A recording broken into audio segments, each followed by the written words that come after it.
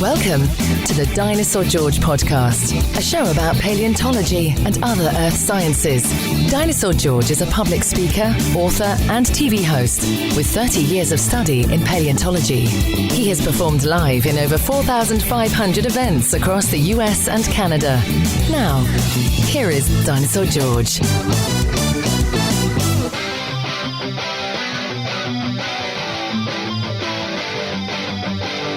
Well, hey, good morning, everybody. It's Monday, July 8th. I hope all of you from here in the States had a good 4th of July celebration. To everybody else across the world, how are you? Hope your Monday is starting off well. Today, I've got two public libraries I'm speaking at this afternoon, so I have a little time this morning, so I figured I'd go ahead and knock out podcast number 141. Subject for today is extinction through introduction of new species. I'll explain that in just a second. One more thing I want to touch on real quick. For those of you that have been contacting me through the contact button on our website is dinosaurgeorge.com. For those of you that have been submitting questions through that contact button, don't use that button because that form does not come to me. The contact button is the business side of the website, and that goes to Michelle, who handles all of my speaking engagements in our traveling museum, and she's also involved in all the social media, doing all that stuff. So don't submit your questions through the contact us because it goes to her, and right now her plate is so full and she's got so much stuff going on that she just doesn't have time to even respond to any of those or forward those on to me. So go to our website and click on the Ask Dinosaur George page. Use that form. That one comes straight to me now.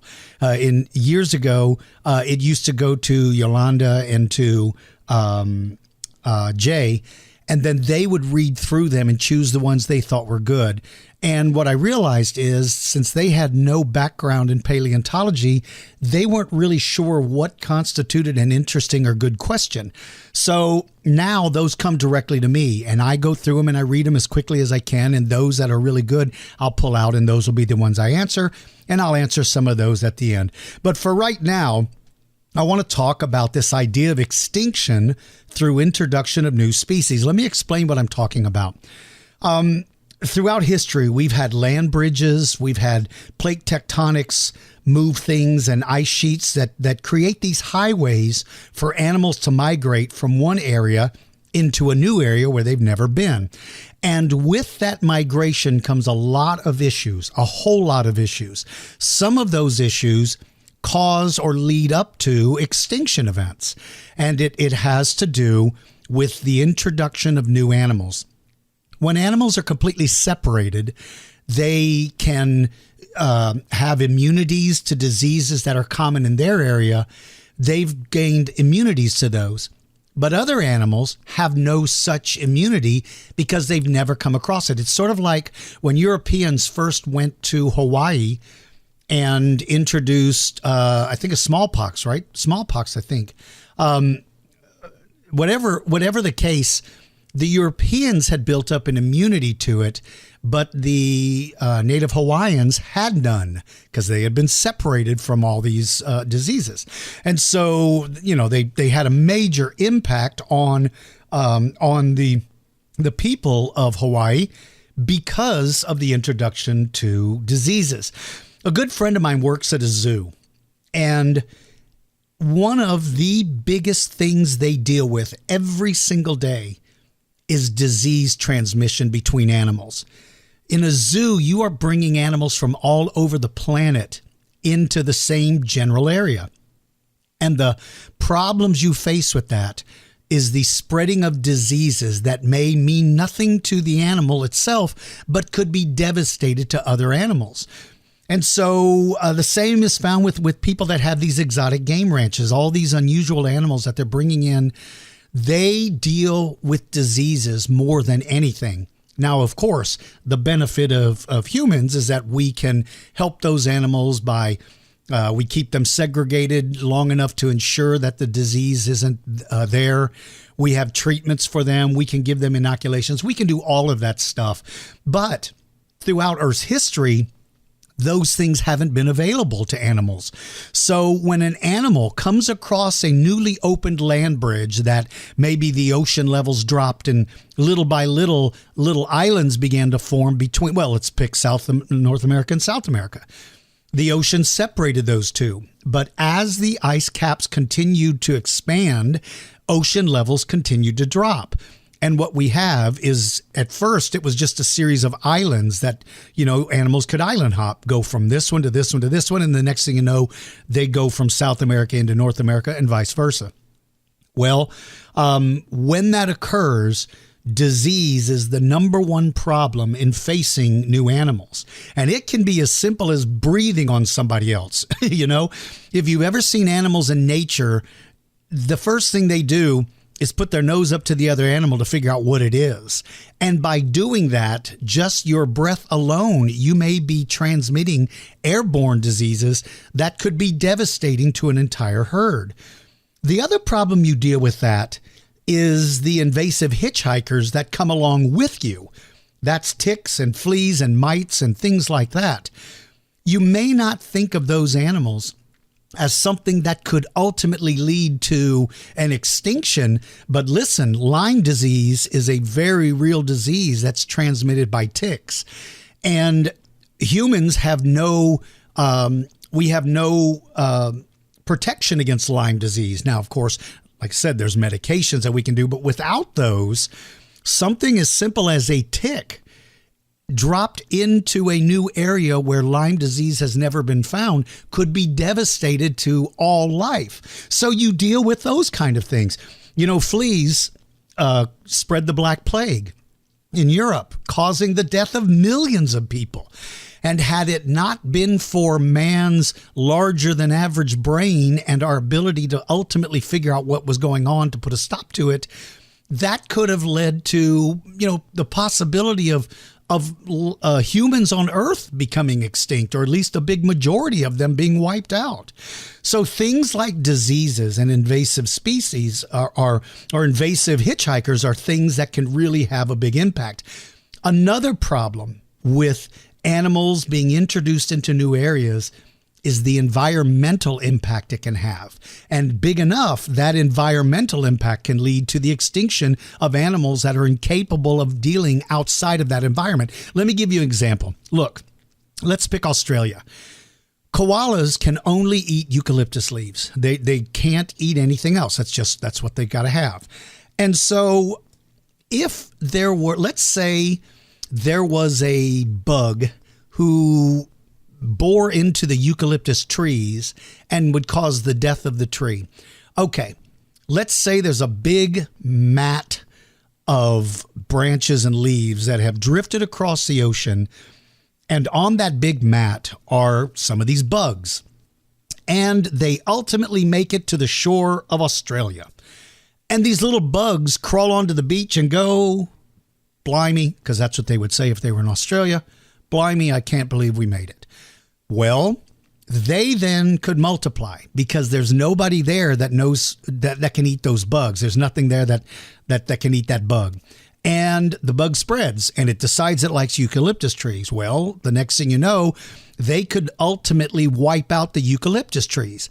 Now, the birds that live in those trees are not affected. They can simply fly off and find another place to nest. Animals that use those trees for shade can simply move about their business and adapt to that. But the koala can't. There's no opportunity because adaptation takes a long time. It's not, you don't eat eucalyptus trees your entire history and then one day you go, you know what, I think I'm going to start eating bananas because I think those are better.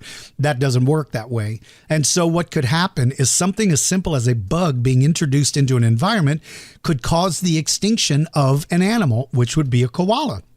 And speaking of Australia, remember the cane toad, the cane toad. Sounds like a band. Ladies and gentlemen, the cane toads. All right, cane toad is a toad that was imported into Australia to help them try to save their, I believe it was, their sugarcane crops. They thought these toads could eat the bugs that were eating the sugarcane. Well, it turns out that the cane toads ate more than that. They ate everything. And they've completely altered their environment because nothing was able to eat them because it would poison them and kill them. It started wiping out the dingoes. It started wiping out cats. It started wiping out snakes because these animals could not eat these cane toads because of the poison sacs that they have in them. And so, and we introduced them, by the way, humans introduced them. Well, you can see the impact that something as simple as a toad can have. Imagine if the floodgates were opened and all kinds of animals poured into Australia. If there ever were a land bridge that occurred to Australia, Australia wildlife would probably be eliminated. It would look completely different. Fire ants are doing the same thing here in the United States. Fire ants were not indigenous to the U.S., and yet they were introduced by mistake, and they have spread like, pardon the pun, wildfire. That's not why they call them fire ants. If you've ever been stung by one, you understand the fire in fire ants. They are devastatingly painful little animals. They have completely wiped out certain animals. When I was a kid, we saw rabbits and quail are ground birds, saw them everywhere. And then they were almost eradicated. And the reason for that is they're both ground-dwelling animals. Well, fire ants would get into the nest of these rabbits and sting the newborn rabbits to death in their burrow. And they would also do that with the baby quail. They had a devastating impact. Now, of course, humans, we are fighting back and they're coming up ways to fight them. But if human intervention wasn't, if we didn't intervene, fire ants could completely wipe out entire species of animals. And then finally, we have the problem with invasive plants. Now, invasive plants, obviously they can blow on the wind and that sort of stuff. But what I'm talking about is that if you have animals that have seeds within their gut, a lot of plant seeds make it through the digestive systems, especially in birds, and they grow and take off. Well, invasive plants can have an impact. Let's get back to that, to my scenario with the koala. There are vines that attach themselves to trees and completely cover the exterior of the tree, taking advantage of the tree to be a spot where it can crawl up and be closer to the sunlight. So it gets out from underneath the canopy of other trees and it crawls up on top and it completely blankets the tree, kills the tree, and sort of takes over. Well, an invasive plant like that could do the exact same thing. Getting back to our eucalyptus tree, it could do the exact same thing. Extinction can come in a number of forms and ways. Sometimes it's environmental, or it's weather related. Sometimes it's astral related impacts. Sometimes it's volcanic, but it can also be something as simple as a door being opened between continents or areas. And so invasive plants are another issue because an animal coming in who may drop that waste and have seed pods and those plants take off. Look, don't be fooled. Plants are at war. Plants are out to wipe out other plants. Some plants produce a poison or a toxin that kills the surrounding plants. Others crawl on top of the plant and smother it. Others simply take over and kill the other plants. That war's been going on since the beginning of time. So you unleash plants in a new environment, and there's no telling what the end result can be, but it's not good. That happens with a plant called kudzu or kudzu, depending on how you pronounce it, in some of our southern states where erosion was a problem, and this kudzu plant can grow on practically nothing. Well, unfortunately, it grows on everything. And it just flat started taking over. We introduced it as a way to prevent erosion. And what they did is they altered the environment. Again, humans are constantly doing this stuff, but at least we have the ability to go in and try to right the wrong. We just don't understand what we're doing when we're doing these things, but at least we can go in and right the wrong and try to bring the balance of nature back. But if we weren't there and that were to occur anyway, it could completely change it. Finally, the problem with the introduction of new species and how that can lead to extinction is the predators and the prey. The predators and prey, there is a balance that occurs in nature where predators and prey have this balance that ensures that prey always exists, but predators are able to kill enough to keep the herds healthy They usually prey on the sick, the weak, the old, and the young. But if you are a predator and you have a brand new animal that you've never seen before, and it doesn't know you and it doesn't know how to defend itself against you, man, it's like a buffet being opened. You're just going to wipe out everything. You're not going to hit and miss 20% of the time you hit and 80% you miss. No, man, it may be more like 80-20 in the opposite direction. Every time you attempt to kill them, you kill them. Well, that can cause the indigenous animals to go extinct as well because they have no way of defending themselves against a new predator who made it across that land bridge. So when animals are introduced to each other from different areas, you have disease, you have predator and prey problems, you have all these impacts that it can occur, and that can ultimately lead to an extinction. Extinction does not always come roaring in with fire, smoke, and ash. Sometimes it hops in like a toad. So that's my opinion of what goes on with the extinction, of how the introduction of new species can cause extinction. If you have an opinion about it, I hope you leave your comments on my podcast page, dinosaurgeorgepodcast.com. Leave your comments there. Or if you're listening to this audio broadcast on YouTube, certainly I would like to hear your opinion of the problems with introduction of species and how that could cause an extinction. All right, when we come back, I'm going to jump in and answer some of the questions submitted to you through the Ask Dinosaur George page, not the contact page, the Ask Dinosaur George page. Bring Dinosaur George's traveling exhibit to your school, museum, or city. This is the largest exhibit of its kind in North America and will turn any facility into a natural history museum. You'll see things like prehistoric mammals, giant fish, ancient reptiles, and of course, dinosaurs. It's affordable, amazing, and will be an event you'll never forget.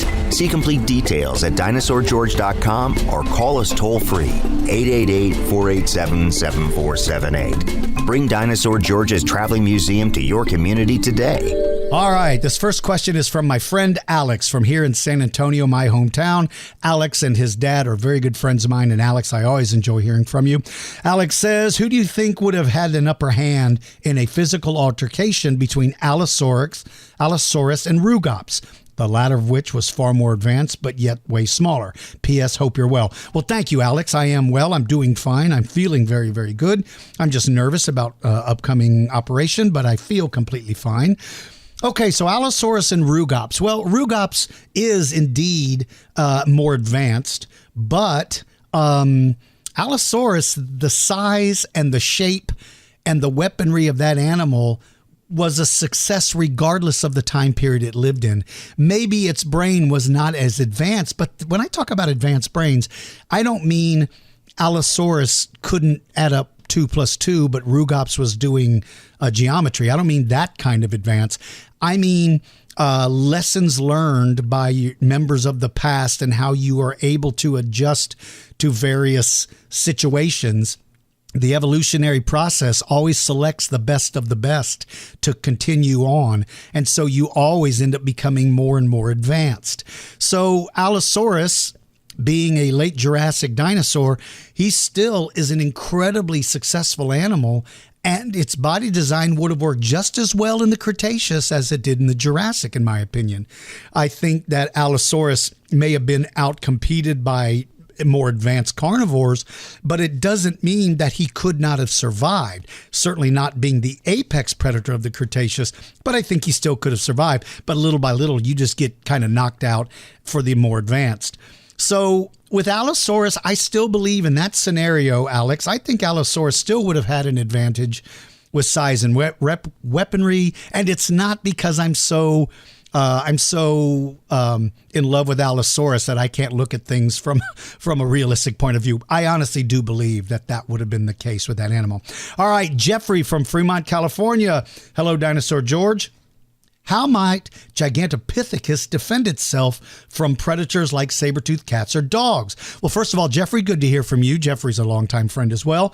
Gigantopithecus, whether he is an orangutan or an ape, I've seen so many various opinions of that.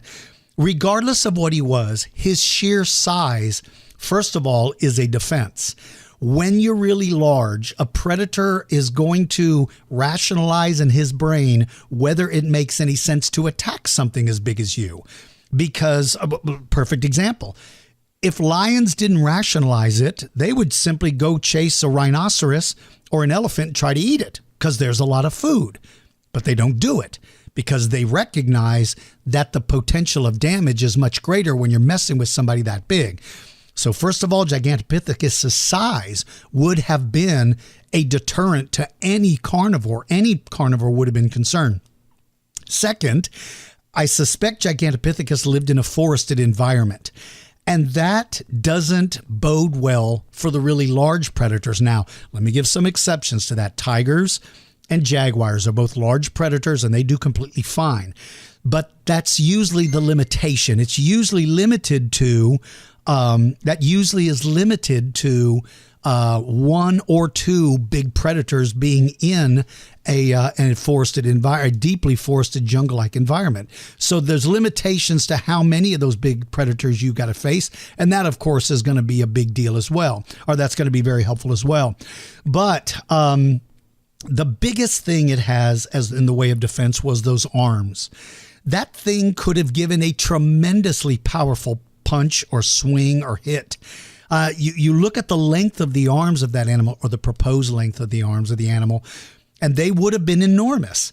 And like mountain gorillas and other gorillas, there is so much, and again, it could be an orangutan, but that doesn't matter. Orangutans' arms are unbelievably powerful. They can swing that heavy body of theirs through the trees with ease because their arms are so powerful. If Gigantopithecus was as big as he was, well, he's relegated to living on the ground. He's not an arboreal animal, but his arms would still be immensely powerful. So I suspect that the sheer size followed by the brute strength would have been its defense against animals like saber-tooths and dogs. And in my opinion, Jeffrey, I don't even think those predators would have messed with a healthy one. And then finally, if they lived like so many other primates, they may have lived in family groups, which again would have made it even more difficult. All right, Dustin from Temple, Texas. Hey, Dustin, before I forget, August 23rd and 24th, my traveling museum is going to be in Killeen at the Convention Center. The Killeen Public Library is hosting my full museum August 23rd and 24th, 2019. That's this year. That's this month. August 23rd and next month. So, Dustin, if you're able to come over, I hope you can. I hope to have my portable podcast system up and running then, and would love to be able to chat with you live. Okay, so hey, Mr. DG, I am currently going to college for data analytics. Is there a possibility I can incorporate that into paleontology or get a career working with paleontologists? Thanks so much and have a great day. Dustin, thank you very much. Yes, yes, and yes. All three of those are yeses. Data analytics is incredibly important to paleontology, incredibly important. Most paleontologists, I think, find it frustrating to try to keep all of their data analyzed. It's a full-time job. Someone like you could become very effective in that career by making yourself available to the paleo community. I suspect they would love for people to find more people like you to help analyze and put this data into readable and recognizable formats that would help everybody. So yes, without a doubt, that's a good career choice regardless. Listen, man, there's not many business entities that don't need analytical data information. So listen, man, that's really cool. And I think you would have some great opportunity living there in Temple. You know what I would do? I would make my services available to the Waco Mammoth site to find out if they have any need for someone like you to help maybe design a way for them to keep track of. Now, they certainly have something, but maybe that would be a good start. That's relatively close to your home, and they would probably appreciate your help. Now, at first, I fully suspect it would be you would be more of an intern. I don't know if they would pay you for it immediately, but don't limit yourself to that. But anyway, listen, Dustin, I hope you can make it to Killeen August 23rd and 24th. I'd love to see you. All right, this is Alex from Toronto, Ontario, Canada. I love Canada, by the way, Alex. I have a question. Do you think that in the next few years we will find a predator that will rival Spinosaurus in size, or would that be taking, or that would be taking the place of Spinosaurus as the largest predator of the Mesozoic? Alex, I have said this before and I will say it again. I absolutely believe that the biggest predatory dinosaur is going to come out of the Jurassic. I still completely believe that. I believe that the Jurassic, the late Jurassic, was the real age of sauropods, and I cannot imagine that there wasn't some carnivore taking advantage of that, and not one that necessarily hunted in packs. I'm talking about a big dude. I suspect the answer is yes. I don't believe Spinosaurus is the ultimate size available to a carnivore. Meat has a lot of protein. Protein adds a lot of muscle. You can be big. If you're going to carry that muscle, you got to be a big dude. And so I still believe, again, without a doubt, that the biggest one is going to come out of the Jurassic. And I do believe it will rival or exceed Spinosaurus in size. It's going to be an Allosaurid, in my opinion. That's just my opinion. Yes, there's been evidence of Saurophaganax and Epanterius and a lot of debate back and forth about its size and what it really was in size. It could be, well, first, the problem with the late Jurassic is the limited number of outcrops available to scientists to search. That limits it right there. But the other thing could be that if you are as big as I think they had the ability to grow, you're probably not an animal that's hanging around the floodplains in search of food, where you're more likely to become fossilized, buried and fossilized. I think these were more of the upland animals living in the lower forested areas, where I think big game always stayed. I think the reason why we find sauropods is because they wandered down into those floodplains and would be more likely to be buried. But those that lived in the upland woodland areas, we never find their remains because it's not the environment to fossilize their bone.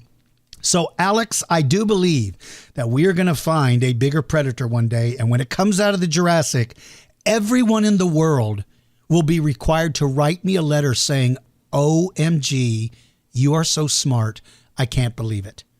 And the good thing about that is that if it isn't found and somebody says I'm wrong, I can say, well, you can't prove I'm wrong yet because they haven't found it. It's like Bigfoot. Does it exist? Well, until they find it, we don't know. So, and they better name it after me. They better name that dinosaur after me. All right. Last one. Frank from Stratford, Connecticut. Another friend of mine, Frank. Hello, Mr. Blossing. Hello, Mr. Frank. Stop calling me Mr. Frank. You know me closer than that. We're friends.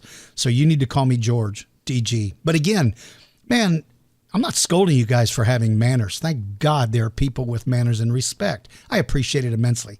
But I just want everybody to know I'm completely fine being George or DG or Dinosaur George or hey, that guy. All right. Hello. I'm going to change your question, Frank. Hello, George. As always, I'm glad you're back. Hey, thank you, Frank. That's very kind of you. I just wanted to tell you that when you answered my first question, I was starting the 8th grade. Now I'm getting ready to start college at the end of August in the hopes of one day becoming a paleontologist. Wow. Frank, that is so cool. Thank you for making me feel so old. Oh my God, Frank. Thank you for ruining what was a perfectly good Monday by making me realize how old I am. If all of you will excuse me, I'm going to doze off in this rocking chair, take my teeth out and put them in a glass, and I'm going to take a little nap, and then I'm going to come back, and I'm going to answer Frank's questions.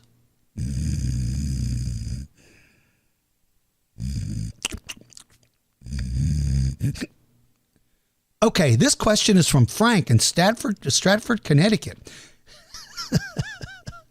All right, Frank, I'm honored that you've been following me for that long. I'm honored, buddy. Okay. Let's see. My question is, what is your opinion about private fossil collectors? Thank you for answering my questions and have a great rest of your day. Thank you, Frank. I will, and I always have a great day. Okay, private collectors. I feel two ways about them. First, without them, a lot of new species would have never been found. So they are a intricate part of science, and they should be viewed as helpful to the science. Not all private collectors, but those who work to help expand our knowledge in science. The flip side to that is that you have some that are out there collecting not with any regard to the scientific significance, but solely to the value. They do not care about sharing anything with science. They don't report anything to science. They exclude science, and they sneak in sometimes into private property and steal fossils. Well, let me tell you something. Fossil theft occurs on both sides, the private and the scientific community. There are people in the science community who are just as guilty as theft and stealing as there are in the private world. So don't think that the science community gets to stand on this pillar of ethical values, because there's still some people within it. Not all, not the majority, not half, just a fraction. Well, the same thing with the private collectors. It is a small group of private collectors who are detrimental, but you can't lump them all into one category. So if scientists want to say that private collectors are bad, then private collectors can say that scientists are bad, because you're taking the small fraction of them and you're painting with a broad brush the entire group. So the science community has benefited from private collecting, but there's a dilemma with the science community, and a legitimate dilemma. That is, you can't actively support the private collectors when some of the private collectors are hurting your science. They're taking incredibly rare specimens and ripping them out of the ground and selling them on the black market. They're going into these sites and pulling off the head of an animal with a disregard for the rest because the skull and teeth are worth more money. I get that. But there has to be some way of working together. Now, right now there are individuals like Treebold and Black Hills and a lot of those guys that are finding things and are making them available to science. They're following the proper protocol to ensuring that the animals are being taken out of the ground properly and documented, and the dig sites are mapped. All of that is important to science. So we cannot paint with a broad brush. The other reason why I support private collecting is, and probably the biggest reason, is because there are landowners who will not let the science community just walk onto their land and take what they want. And I appreciate that, because in the past there have been scientists who have gone onto private land and literally stolen things from the landowner. So I can appreciate the landowner. If I owned land with dinosaur bones, I wouldn't let just anybody walk in and tell me they're going to do what's best for society. I don't know what you consider best for society or for science. So there are places where the only way you can gain access to their fossils is to pay them. And if the science community doesn't have the financial resources to do it, and a private collector does, then why would it not be beneficial that they go in and extract those bones? I understand scientists get frustrated with that, but look at the flip side. There's a lot of bones out there that scientists disregard because they don't need another hadrosaur. So they disregard them in the field, and those bones basically weather away and turn to dust, and no one gets to see them. How is that beneficial to society?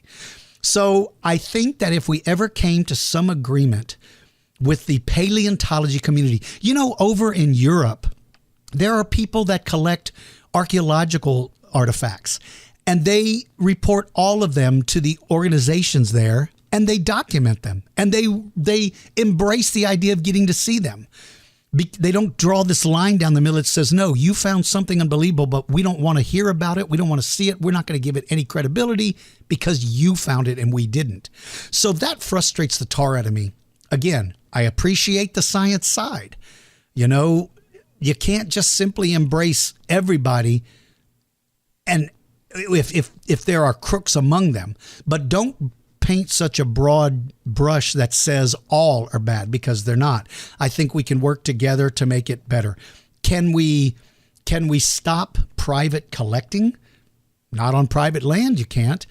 And so wouldn't it be better that at least those bones ultimately find their way into the hands of the public than just ultimately disintegrating and turning to dust? And finally, let me say about private collectors, I would venture to say that a very large percentage of private fossils ultimately gets sent to museums and gifted to museums.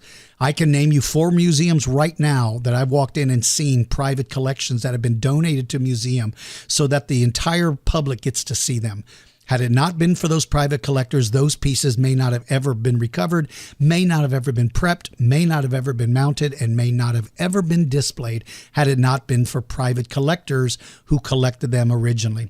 So it's a difficult question, Frank, and there's arguments, legitimate arguments on both sides.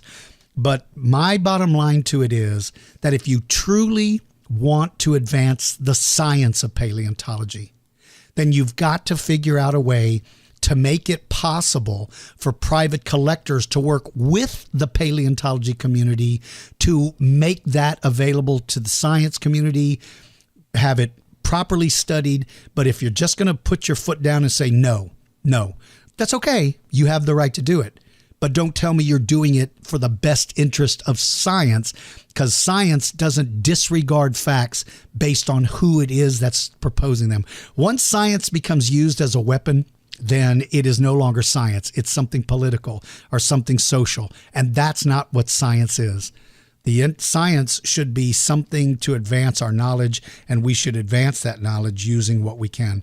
But again, I'm not saying that paleontologists should simply open the door and say, hey, anyone that finds a new fossil, bring it to us.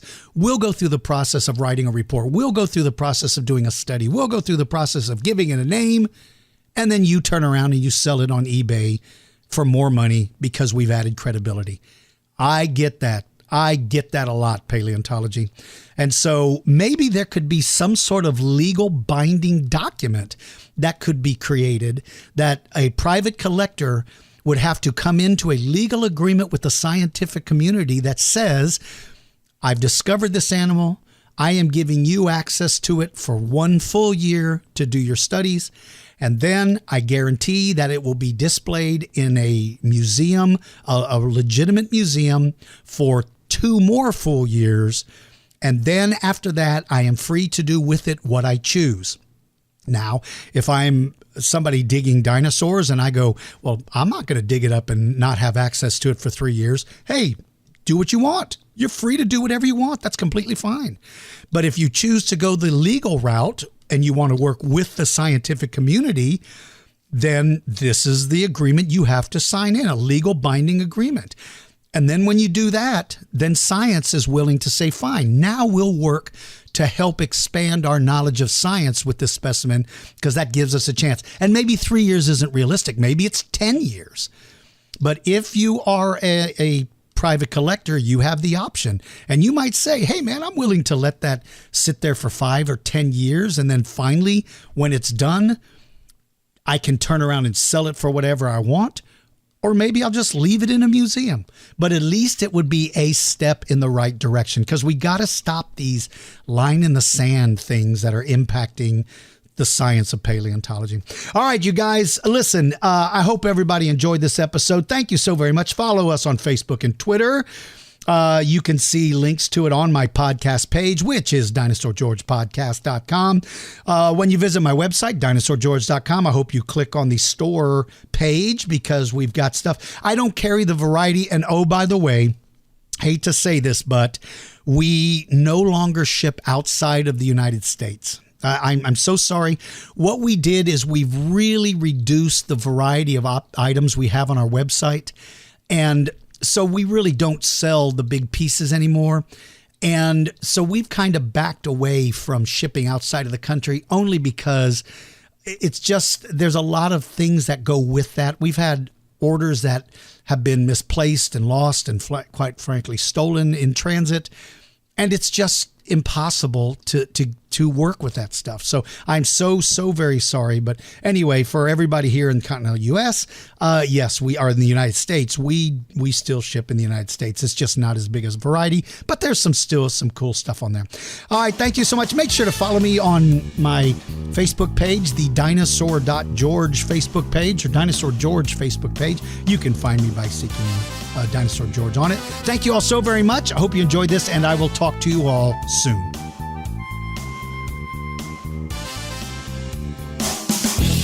Thank you for listening to the Dinosaur George Show. Please follow us on our social media links and join our mailing list.